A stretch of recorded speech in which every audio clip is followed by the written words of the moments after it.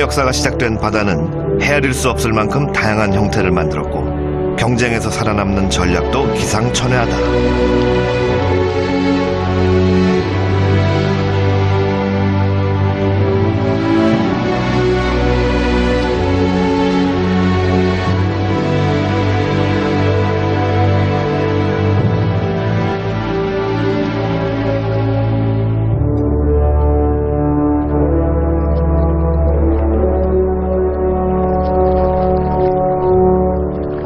어떤 생명은 살아남고 어떤 생명은 사라진다.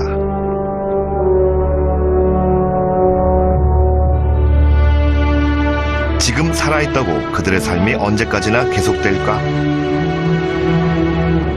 새로운 경쟁자가 나타나고 환경이 변하면 지금까지와는 또 다른 선택이, 적응이 필요하다.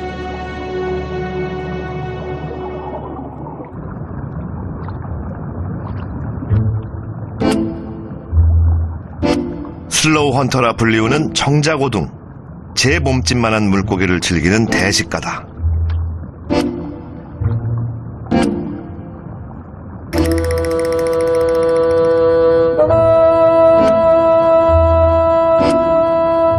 이런 느린 움직임으로 도대체 어떻게 사냥을 할까? 쑥 나와 있는 수관으로 물을 빨아들여 먹이의 냄새를 맡는다. 갈매기 머리처럼 보이는 건 자루눈이다. 눈이라지만 빛을 느낄 수 있는 정도. 빠르게 움직일 수 없는 청자고둥은 밤을 기다린다.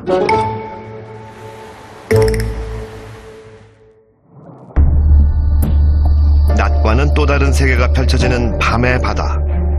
북적이던 물고기들이 눈에 띄지 않는다. 최소한의 생명활동으로 잠과 같은 휴식을 취한다. 밤바다의 움직임은 둔해진다.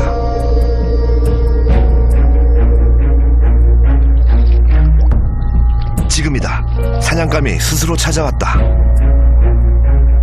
청자고등은 수관을 마치 더듬이처럼 뱀의 혀처럼 내밀어 사냥감의 위치를 파악한다. 그리고는 벌어진 입에서 길쭉한 대롱이 나온다. 물고기의 위치를 감지할 수 있는 감각은 오직 냄새뿐이다.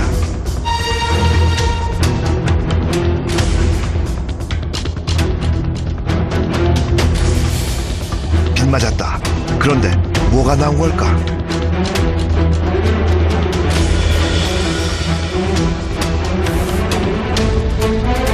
치설이다. 청자고등에게는 작살 모양의 치설이 있고 몸에는 독을 만드는 방이 있는데 사냥감을 만나면 독을 분비한다. 그리고 작살처럼 변형된 치설을 독과 함께 발사한다.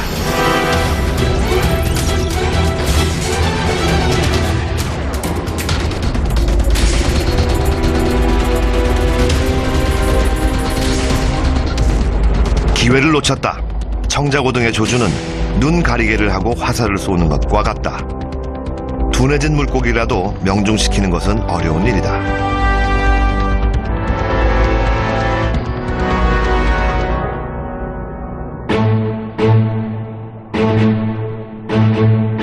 그런데 그때 놀라운 일이 일어났다. 수관 정도의 굵기였던 입이 점점 커지기 시작한다.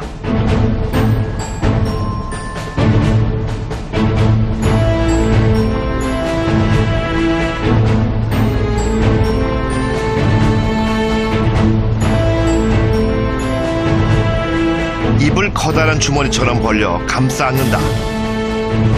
독이 아닌 감싸기로 사냥을 마무리한다. 상관없다. 물고기를 먹을 수 있다는 것, 그것이 살아남는 데에는 중요하니까.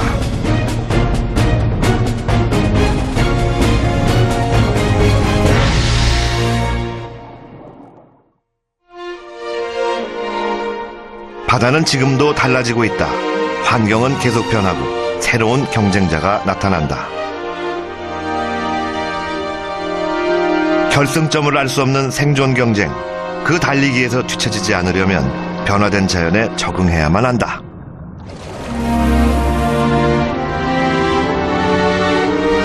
생명의 바다가 만들어내는 자연 선택, 이들은 또 어떤 대가를 치르고 어떤 진화를 이루어낼까?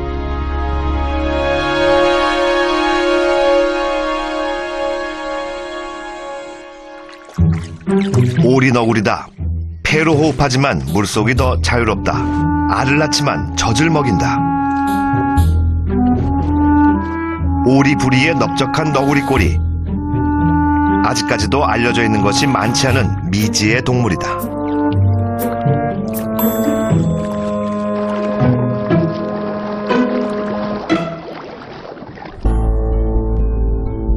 오스트레일리아가 처음부터 고립된 대륙은 아니었다. 4,500만 년 전 남극 대륙에서 분리된 오스트레일리아는 북쪽으로 이동하면서 현재 위치에 자리를 잡았다. 날씨가 더워지고 건조해지는 극적인 변화, 주변으로 이동이 불가능한 환경. 이때부터 그들만의 고립된 진화의 드라마가 시작됐다.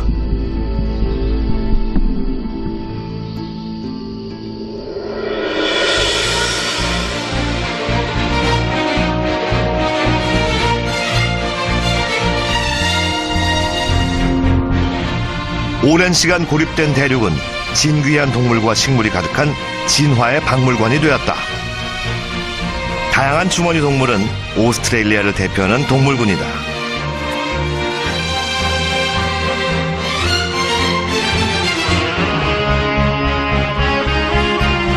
곰처럼 걸어다니지만 겁이 많은 원뱃도, 나무에서 살아가는 코알라도 모두 주머니 동물. 유대목은 태아를 어미 뱃속에서 키워내는 태반 대신 육아낭을 가졌다. 사슴털에 오소리 입을 가진 주머니 고양이, 뾰족한 코에 가시가 있는 바늘 두더지,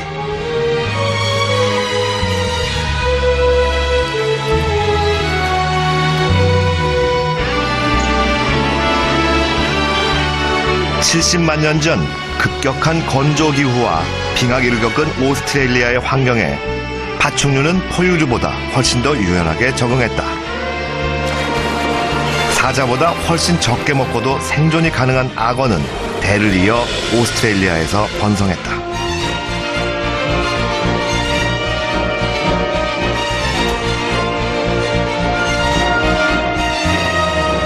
사막 지역이 많은 오스트레일리아에서 파충류의 수는 지금도 꾸준히 증가하고 있다. 척박한 땅에선 사냥도 힘겹다. 한 번의 먹이를 제압하기 위해 오스트레일리아에는 강력한 독을 가진 포식자가 많다.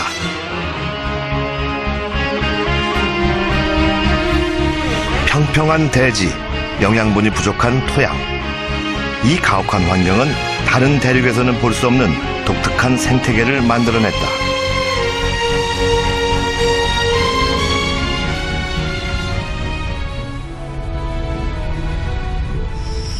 봄이 찾아오는 10월, 오스트레일리아 남부 타스마니아. 남반구에서는 이 즈음이 짝짓기 계절이다. 물살을 가르며 다가오는 건 오리 너구리. 1500만 년 전 파충류에서 갈라진 현존하는 가장 오래된 포유류다. 오리 너구리를 단공류라고 부르는 건 한 개의 구멍을 이용해 배설과 생식을 하기 때문이다.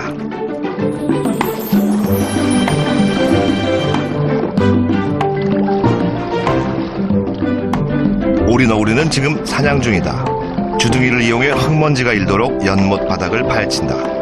흙 속에 있는 조개나 작은 벌레를 골라내는데 툭 튀어나온 주둥이는 마치 전기 탐지기처럼 먹이가 있는 곳을 알아낸다. 한 입 가득 물었으면 물 위에서 식사를 시작한다. 위가 따로 없고 식도와 장이 바로 연결되어 있어서 꼼꼼히 씹어야 한다.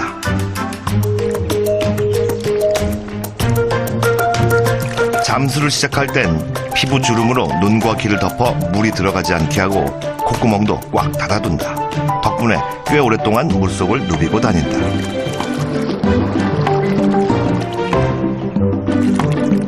오스트레일리아 서부에서는 이제 더 이상 오리 너구리를 볼 수 없다.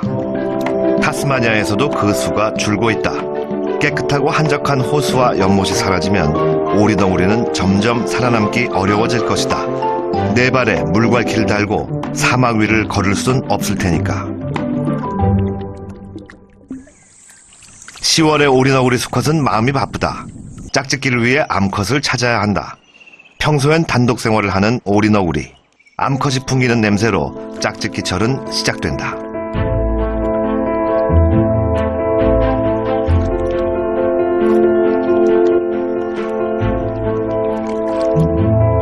다행히 이 녀석은 짝이 있다. 알을 낳고 새끼를 키울 굴도 구해놓았다. 그래서인지 먹이 욕심이 더 많아졌다.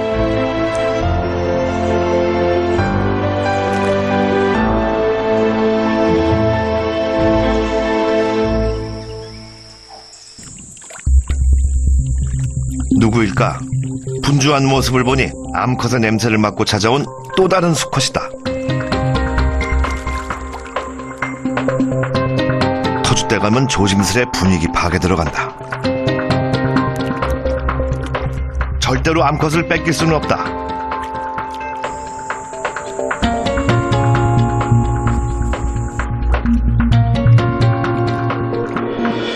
드디어 침입이 시작됐다. 도전자는 암컷을 향해 연못 깊숙이 들어온다.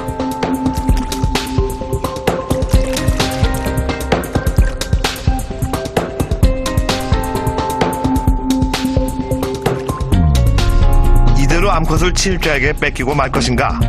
오리너구리 수컷들은 무엇으로 승부를 낼까?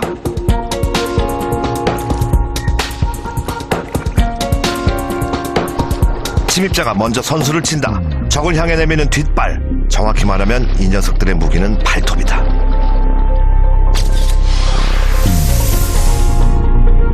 오리너구리 수컷에게는 며느리 발톱이 있다. 발톱에 연결된 독샘에서는 번식기가 되면 독의 양이 증가하고 위기의 순간 뿜어낸다. 독을 사용해야 하는 위기의 순간은 바로 수컷들의 대결. 누가 더 먼저, 누가 더 강하냐에 따라 승자가 결정되고 승자는 결국 번식에 성공할 수 있다. 매운맛을 본 침입자는 불이 나게 도망간다.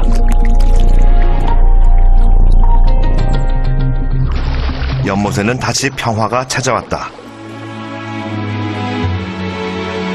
오스트레일리아의 10월은 만물이 약동하는 봄, 새로운 생명을 만들어내기 위해 분주한 계절이다. 모든 생물은 자신의 닮은 꼴을 만들어내려 한다.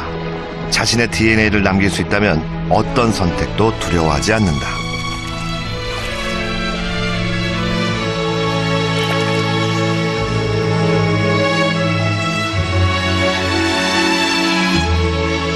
오리너구리 수컷들은 경쟁에 이기고 암컷을 차지하기 위해 1500만 년 동안 몸 안에 독샘을 지니고 있었다. 번식에 성공하기 위한 거부할 수 없는 전략이었다.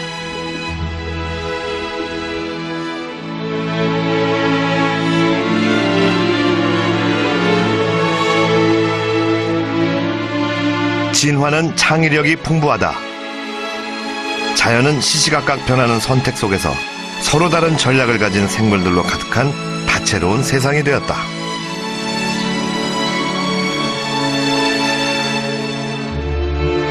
아주 오래전 독을 가진 생명이 나타났다. 놀랍고 획기적인 선물이었다. 독이 없었다면 그들이 지금까지 살아남을 수 있었을까? 모든 선택과 적응에는 값비싼 대가가 따른다. 독, 그것은 생존을 위한 숙명적인 자연의 선택이었다. 강한 자가 살아남는 것이 아니라 살아남는 자가 강한 것이다. 하지만 자연에는 영원한 강자도 영원한 생존자도 결코 존재할 수 없다.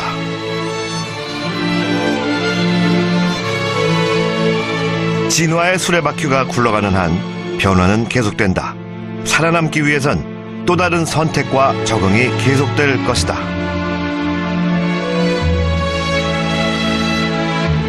그래서 지구는, 생명은, 독의 생태계는 날마다 조금씩 달라지고 있다.